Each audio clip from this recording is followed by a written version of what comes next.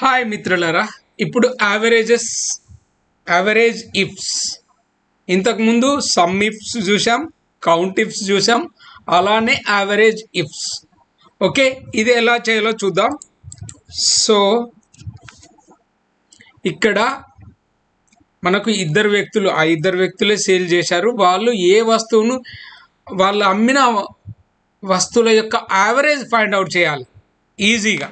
Okay, so average ifs,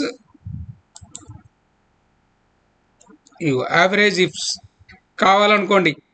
average range, ఇగో average range ఇది. తర్వాత comma average criteria. Average range ఇచ్చాము, criteria range, ఇగో చూడండి criteria range ఎక్కడి నుంచి ఎక్కడికి. తర్వాత ఎవరిది కావాలి నీకు? Ram Prasad. Okay, next criteria 2, criteria range 2. ఇక చూడండి ఏమేం వస్తువులు అమ్మారో వాటిది. తర్వాత నీకేం కావాలి? సిపియు కావాలి కనుక మనం సిపియు అన్నాం. ఎంటర్ చేయండి, వచ్చేస్తుంది.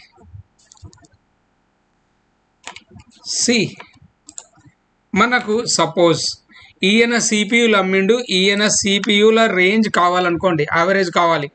సిపియు రామ్ ప్రసాద్ ఇదొకటి.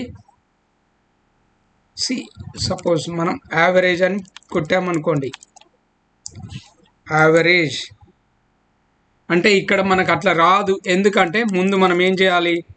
So what we will do is, first ఈయన ఎన్ని అమ్మాడు సిపియు, ఇగో 1, నెక్స్ట్ ప్లస్ తర్వాత సిపియు.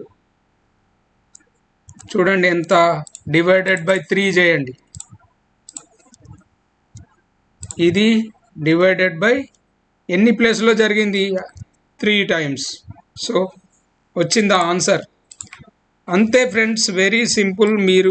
మీరు చూస్తే మీకు అర్థమైపోతుంది. ఇగో చూడండి 4444. ఇదంతా చేయకుండా మనకు ఆటోమేటిక్గా వచ్చేదే ఇది యావరేజ్ ఇఫ్స్. ఓకేనా? సపోజ్ మనకు రామ్ ప్రసాద్ కీబోర్డే కావాలనుకోండి, కీబోర్డ్ స్పెల్లింగ్ తప్పిస్తే రాదు, ఒక్కటే ప్లేస్లో అమ్మాడు, యావరేజ్ ఇంత. ఓకే, అదే ఏంటి ఇప్పుడు చంద్ర అనుకోండి, చంద్ర ఏంటి? చంద్ర అమ్మిన కీబోర్డ్స్ యావరేజ్ ఇంత. ఆటోమేటిక్ వచ్చేస్తుంది ఫ్రెండ్స్.